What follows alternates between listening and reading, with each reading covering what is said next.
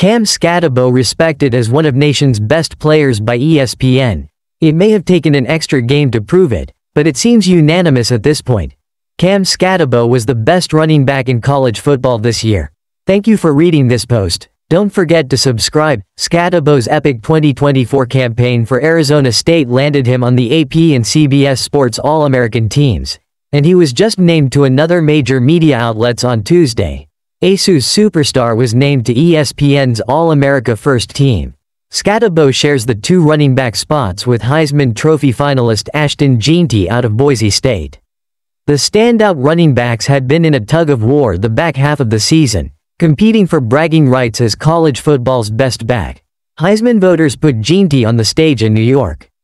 But on CFB's biggest stages, the Chick-fil-A Peach Bowl and VRBO Fiesta Bowl, Skattebo shined much brighter in his bowl game. Boise State played Penn State in the Fiesta Bowl in the quarterfinals of the college football playoff. Jeanty fought hard for 104 yards on 30 carries, but it wasn't nearly enough to compete with the Nittany Lions in the 31-14 loss. Skattebo literally almost won the Sun Devils' quarterfinal matchup against Texas by himself. After being stunted in the first 3 quarters of the Peach Bowl, an apparently depleted Skattebo dug deep down to deliver one of the greatest performances in college football playoff history. The Sun Devil savior scored 3 touchdowns, 2 rushing, 1 passing, to pull Arizona State through 2 overtime periods with the Longhorns.